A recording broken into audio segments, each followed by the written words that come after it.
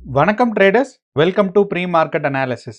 இன்னைக்கு நம்ம இந்த வீடியோவில் நிஃப்டி, பேங்க் நிஃப்டி மற்றும் சென்செக்ஸ் மே 27ஆம் தேதி புதன்கிழமை என்ன நடக்கிறதுக்கான வாய்ப்பு இருக்குது அப்படிங்கிறதான் பார்க்க போகிறோம். இப்போ நம்ம வீடியோக்குள்ளே போகிறதுக்கு முன்னாடி இந்த வாரத்தோட வாலடைலிட்டி அண்ட் இன்னையோட மார்க்கெட்டோட பிரச்சனைகள் என்னென்ன அப்படிங்கிறத தெரிஞ்சுக்க போகிறோம். ஃபஸ்ட்டு பார்த்தீங்கன்னா இன்னைக்கு நமக்கு நேற்று நிஃப்டி வீக்லி எக்ஸ்பைரி நடந்திருக்கு. அது மட்டும் இல்லாமல் பேங்க் நிஃப்டியில் வீக்லி எக்ஸ்பைரி நடந்திருக்கு. அப்போ இந்த வீக்லி எக்ஸ்பைரி நடந்திருந்தா நமக்கு என்ன பிரச்சனை, அது பாட்டில் வீக்லி எக்ஸ்பைரி நடக்க வேண்டியதானே அப்படின்னு பார்த்தீங்கன்னா, இன்னையோட மார்க்கெட் டேட்டாவை இல்லை இன்னையோட மார்க்கெட் ஓப்பனிங்கையோ இல்லை எஃப்ஐஐஸ் அண்ட் டிஏஐஸோட பாயிண்ட் ஆஃப் வியூவோ நமக்கு தெரிஞ்சுக்கிறதுக்கான போதுமான அளவு டேட்டா இன்னைக்கு இருக்காது. அதுவும் யூஸ்வலாக பார்த்தீங்கன்னா நிஃப்டி எக்ஸ்பைரி ஆகுது அப்படின்னா சென்செக்ஸையோ பேங்க் நிஃப்டியோ வச்சு நம்மளால கொஞ்சம் அண்டர்ஸ்டாண்ட் பண்ண முடியும். ஆனால் இன்னையோட மார்க்கெட்டுக்கு நிஃப்டி பார்த்தீங்கன்னா வீக்லி எக்ஸ்பைரி, பேங்க் நிஃப்டி பார்த்தீங்கன்னா இன்னைக்கு நேற்று மந்த்லி எக்ஸ்பைரி. அது மட்டும் இல்லாமல் கிஃப்ட் நிஃப்டி நேற்று ஃபியூச்சர்ஸ் கான்ட்ராக்ட் நேற்று பார்த்தீங்கன்னா மந்த்லி எக்ஸ்பைரி. அப்போ இந்த மூணுமே நமக்கு டேட்டா இல்லை. ஸோ கிஃப்ட் நிஃப்டியை வச்சு மார்க்கெட்டோட ஓப்பனிங் எவ்வளவு ஹையாக இருக்கும், ஓப்பனிங் எவ்வளவு லோவாக இருக்கும், buying pressure and selling pressure வச்சு நமக்கு பார்ப்போம். அண்ட் இந்த மாதிரி நேரத்தில் பார்த்தீங்கன்னா நமக்கு இப்போ கிஃப்ட் நிஃப்டி டேட்டாவும் கிடையாது. அண்ட் கிஃப்ட் நிஃப்டி பார்த்தீங்கன்னா இன்னையோட தேதிக்கு இன்னைக்கு கான்ட்ராக்ட் ஸ்விட்ச் அப்படிங்கிறனால நேற்று 3:30க்கு க்ளோஸ் ஆன மார்க்கெட்டு இன்னைக்கு 6:30க்கு தான் ஓப்பன் ஆகும். ஸோ யூஸ்வலாக என்ன ஆகும்னு பார்த்தீங்கன்னா கிஃப்ட் நிஃப்டி நம்ம நிஃப்டி 50 3:30க்கு க்ளோஸ் ஆனதுக்கு அப்புறமும் அது பாட்டில் மூவ் ஆகிட்டே இருந்து ராத்திரி 2:30 மணி வரைக்கும் பார்த்தீங்கன்னா கிஃப்ட் நிஃப்டி பொசிஷன் மூவ் ஆகிட்டே இருக்கும். அதுக்கப்புறம் அந்த கேண்டில் க்ளோஸ் ஆகி காலையில் 6:30க்கு ஓப்பன் ஆகும். ஆனால் இன்னைக்கு என்னென்னா monthly expiry, futures contract monthly expiry முடிஞ்சிட்டனால நேற்று 3:30க்கே பார்த்தீங்கன்னா பொசிஷன்ஸ் எல்லாம் க்ளோஸ் ஆகிட்டு இன்னைக்கு பார்த்தீங்கன்னா புதுசாக நமக்கு மார்க்கெட் 6:30க்கு ஓப்பன் ஆகும். அப்போ இந்த புதுசாக ஓப்பன் ஆகிறதுனால என்ன பிரச்சனைன்னு கேட்டிங்கன்னா, யூஸ்வலாக கான்ட்ராக்ட் ஸ்விட்ச் அப்போ என்ன நடக்கும் அப்படின்னு பார்த்தீங்கன்னா கேப் டவுன் இல்லைன்னா கேப் அப் வரும். இது பெரும்பான்மையான நாட்களில் கான்ட்ராக்ட் ஸ்விட்ச் அப்போ gap up and gap down வரும். அப்போ இன்னைக்கு இருக்கிற நமக்கு gap up and gap down, அதாவது டிஃப்ரென்ஸ் இன் ப்ரைஸ் பார்த்தீங்க, டிஃப்ரென்ஸ் நேற்று நமக்கு 3:30க்கு ஓப்பன் ஆகும் போதும் இப்போ இருக்கிற ப்ரைஸும் கிஃப்ட் நிஃப்டியை வச்சு நம்மளால gap up and gap down understand பண்ண முடியாது. ஒன்று. இரண்டாவது, நம்மளோட ஓப்பன் இன்ட்ரெஸ்ட் டேட்டா வேலிடாக இருக்காது.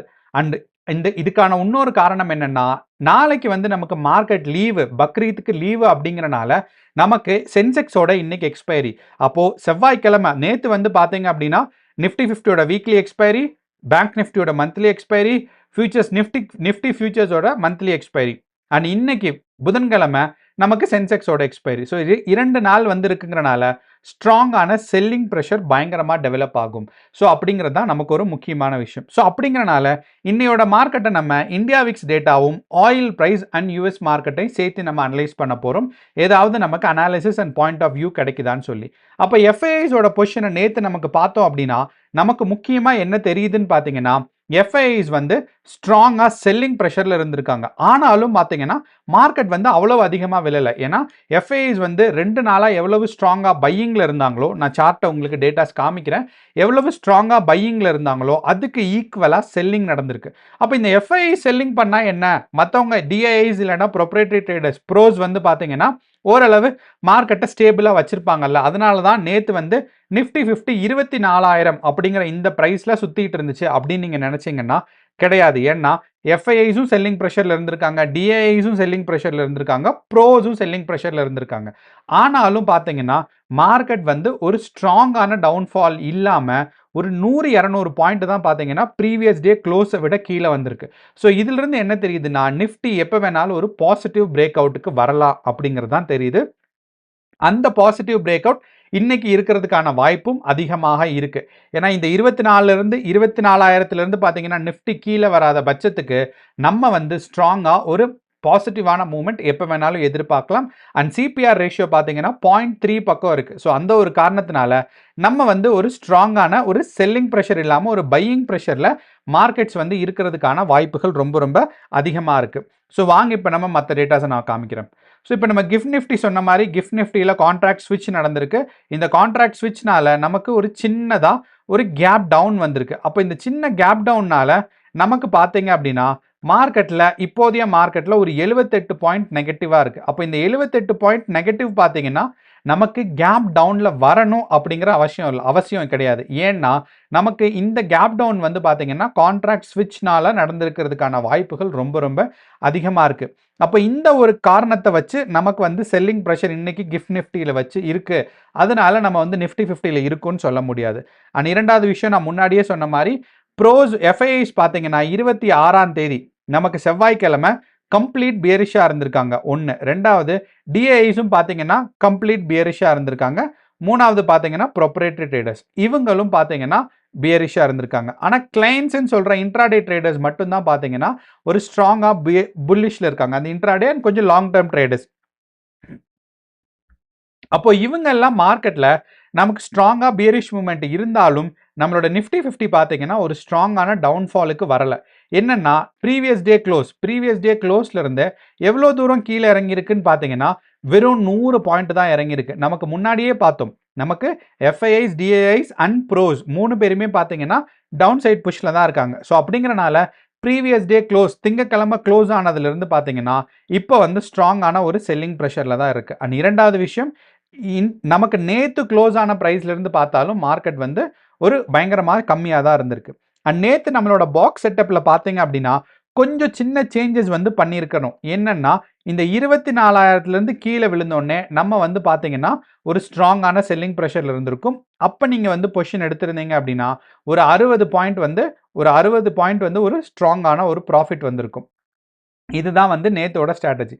அப்போ இன்னையோட மார்க்கெட்டும் பார்த்தீங்கன்னா இந்த 24,000 இருக்கு பாருங்க, இந்த 24,000 தான் ஒரு பிவட் பாயிண்ட். அதாவது இந்த ப்ரைஸை சுற்றி தான் வந்து மார்க்கெட் இருக்க போகுது. நேற்று வந்து பார்த்தீங்கன்னா 24,000லேருந்து கொஞ்சம் ஒரு 75 பாயிண்ட் மேலே போயிட்டு அதே மாதிரி ஒரு 20 பாயிண்ட் பார்த்தீங்கன்னா கீழே வந்திருக்கு. அப்போது இந்த 24,000 அப்படிங்கிறது தான் பார்த்தீங்கன்னா ஒரு பிவட் லெவல். அப்படிங்கிறனால மார்க்கெட் இன்னைக்கும் இந்த 24,000 சுற்றியே இருக்கிறதுக்கான வாய்ப்புகள் ரொம்ப ரொம்ப அதிகமாக இருக்குது. அண்ட் நம்மளோட எஃப்ஐ டேட்டாஸ் பார்த்தோம். அண்ட் நமக்கு முன்னாடியே சொன்ன மாதிரி நேற்று நிஃப்டியோட எக்ஸ்பைரிங்கிறனால இன்னைக்கு சென்செக்ஸோட எக்ஸ்பைரிங்கிறனால நம்ம வந்து பெருசான ஓப்பன் இன்ட்ரெஸ்ட் டேட்டாவை நமக்கு வந்து டிபெண்ட் பண்ண முடியாது. ஆனால் நம்ம சென்செக்ஸோட டேட்டா நமக்கு பார்த்தோம் அப்படின்னா மார்க்கெட்டில் அழகாக வந்து ஒரு பொசிஷன்லையும் call option and put options இருக்குது.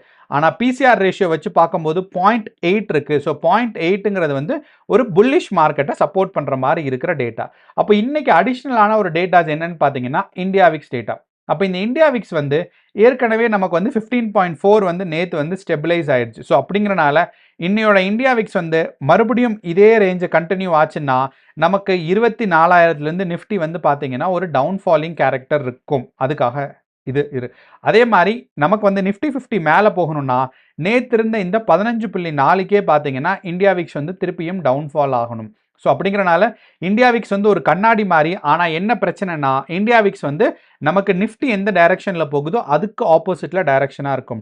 நமக்கு எல்லாத்துக்கும் தெரியும் கண்ணாடி வந்து பார்த்தீங்கன்னா ஒரு இன்வெர்டட் இமேஜ் மாதிரி. ஸோ அதே மாதிரி தான் பார்த்தீங்கன்னா இந்தியா விக்ஸும் என்னன்னா நிஃப்டி 50 மேலே போச்சுன்னா இந்தியா விக்ஸ் கீழே வரும். ஸோ அப்போது இன்னைக்கு இந்தியா விக்ஸை நீங்கள் ரெஃபர் பண்ணி இந்தியா விக்ஸோட டைரக்ஷன் என்ன அப்படிங்கிறத நீங்கள் அண்டர்ஸ்டாண்ட் பண்ணிட்டீங்கன்னா மார்க்கெட்டில் செல்லிங் ப்ரெஷர் இருக்கா பையிங் ப்ரெஷர் இருக்கான்னு இருக்கும். அண்ட் இன்னையோட மார்க்கெட் ஒரு ஸ்ட்ராங்காக 24,000 சுற்றி மேலேயும் கீழேயும் கன்சாலிடேட் ஆகிறதுக்கான வாய்ப்புகள் இருக்குது. அண்ட் ஓவராலாக opening price and closing price பார்க்கும்போது மார்க்கெட்ஸ் வந்து பாசிட்டிவாக இருக்கிறதுக்கான வாய்ப்புகள் இருக்குது. அண்ட் க்ரூட் ஆயில் ப்ரைஸ் நமக்கு பார்த்தோம், எம்சிஎக்ஸ்னா இந்தியன் எக்ஸ்சேஞ்சு, அதில் பார்த்தாலும் 9,000 பக்கம் இருக்குது. க்ரூட் ஆயில் ப்ரைஸ் அதிகமாக தான் இருக்குது.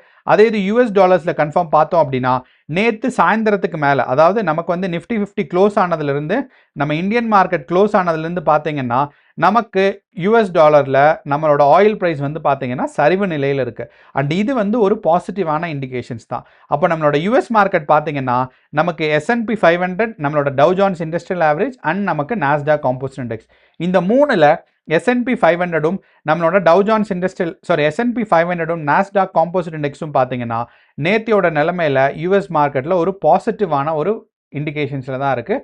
அப்போது நம்ம வந்து இன்றைக்கி ஒரு பாசிட்டிவான இண்டிகேஷன்ஸ் தான் சொல்லியிருக்கோம். அண்ட் ஓப்பன் இன்ட்ரெஸ்ட் டேட்டாலையும் நம்ம சென்செக்ஸ்க்கு வந்து பார்த்தீங்கன்னா 0.8 இருக்கிறனால மார்க்கெட் ஒரு பாசிட்டிவான டைரக்ஷனில் இருக்கிறதுக்கான யூஎஸ் மார்க்கெட் அண்ட் ஆயில் ப்ரைஸும் சப்போர்ட் பண்ணுது அப்படிங்கிறத நம்ம மறந்துட வேண்டாம். ஸோ இது ரெண்டும் பாசிட்டிவாக இருக்கிறனால நமக்கு இன்னைக்கு Nifty 50, bank Nifty and Sensex வந்து பாசிட்டிவாக இருக்கும். நான் ஸ்டார்டிங்கில் எப்பயுமே நிஃப்டி, பேங்க் நிஃப்டி அண்ட் சென்செக்ஸ்ன்னு சொல்கிறேன். ஆனால் ஏன் நிஃப்டியை மட்டும் நான் அனலைஸ் பண்ணுறேன் அப்படிங்கிற ஒரு எக்ஸ்பெக்டேஷனோ இல்லை ஒரு யோசனையோ இருந்துச்சுன்னா இந்த விஷயத்தை நீங்கள் புரிஞ்சுக்கணும். கோரிலேஷன் ஃபேக்டர் அப்படிங்கிறது இருக்குது. இப்போ நிஃப்டி வந்து ஒரு பேஸ் ஃபேக்டர். அப்போ இந்த நிஃப்டியோட இண்டெக்ஸ் வந்து பார்த்தீங்கன்னா ஒரு பேஸ் ஆன இண்டெக்ஸ். அப்போ இதிலிருந்து நமக்கு மார்க்கெட் வந்து பார்த்தீங்கன்னா சென்செக்ஸில் லிஸ்ட் பண்ணியிருக்கிற லிஸ்ட் ஆஃப் ஸ்டாக்ஸும் நிஃப்டி 50 ஏன்னு சொல்கிறோன்னா நிஃப்டி 50ல் ஒரு 50 ஸ்டாக் லிஸ்ட் பண்ணியிருக்காங்க. அப்போ அந்த லிஸ்ட்டும் சென்செக்ஸில் இருக்க லிஸ்ட்டும் பார்த்தீங்கன்னா ஏறக்குறைய சேம். ஏறக்குறையன்னா ஒரு 1 2 இல்லைனா ஒரு 5 அதிகபட்சம் பார்த்தீங்கன்னா ஸோ 45, அதாவது நிஃப்டியில் 50 ஸ்டாக் லிஸ்ட் ஆயிருக்குன்னா சென்செக்ஸில் அப்படியே அந்த லிஸ்ட்டை பார்த்தோம்னா 45லேருந்து 48 ஸ்டாக் வரைக்கும் பார்த்தீங்கன்னா ஆல்மோஸ்ட் சேமாக தான் இருக்கும். ஸோ அப்படிங்கிறனால நிஃப்டி எப்படி மூவ் ஆகுதோ அதே மாதிரி தான் சென்செக்ஸும் மூவ் ஆகும். அப்போ இந்த கோரிலேஷன் ஃபேக்டர் வந்து பார்த்தீங்கன்னா 0.9 இல்லைன்னா 1.0 1 இருக்கும், இல்லைன்னா பார்த்தீங்கன்னா 0.9 இருக்கும். ஸோ அப்போது இந்த 0.9 இல்லைன்னா 1.0 இருக்கும்போது நிஃப்டியோட ப்ரைஸ் ஆக்ஷன் தான் சென்செக்ஸோட ப்ரைஸ் ஆக்ஷனும். அதே சமயம் நம்ம நிஃப்டியும் பேங்க் நிஃப்டியும் கம்பேர் பண்ணோம் அப்படின்னா நிஃப்டி அண்ட் பேங்க் நிஃப்டியோட ப்ரைஸ் ஆக்ஷன் சிமிலராக இருக்கணும்னு அவசியம் கிடையாது. இதோட கோரிலேஷன் ஃபேக்டர் வந்து 0.5 தான் இருக்கும். ஆனால் இப்போதைய நிலைமைக்கு நமக்கு ரொம்ப நாளாக நிஃப்டி அண்ட் பேங்க் நிஃப்டி பார்த்தீங்க அப்படின்னா ஒரே மாதிரி ப்ரைஸ் ஆக்ஷன் தான் போயிட்டுருக்கு. அதாவது ஒரு புல்லிஷான ஒரு எக்ஸ்பெக்டேஷன்ஸ்னா புல்லிஷான எக்ஸ்பெக்டேஷன்ஸ், பியரிஷான ஒரு எக்ஸ்பெக்டேஷன்ஸ்னா பியரிஷான எக்ஸ்பெக்டேஷன்ஸ், அந்த மாதிரி தான் போயிட்டுருக்கு. அப்படிங்கிறனால நமக்கு இந்த நிஃப்டி அண்டர்ஸ்டாண்ட் பண்ணாவே நமக்கு பேங்க் நிஃப்டி அண்ட் சென்செக்ஸை இது ரெண்டுமே அண்டர்ஸ்டாண்ட் பண்ண முடியும். அதனால தான் நம்ம வந்து நிஃப்டியில் ரொம்ப அதிகமாக கான்சென்ட்ரேட் பண்ணுறோம். அண்ட் நிஃப்டியோட டேட்டா வந்து பார்த்தீங்கன்னா நிறையா இருக்குது. ஃபார் எக்ஸாம்பிள் கிஃப்ட் நிஃப்டி இருக்குது. அதே மாதிரி பார்த்தீங்கன்னா நமக்கு ஓப்பன் இன்ட்ரெஸ்ட் டேட்டாவில் கிளியராக பார்க்க முடியும்.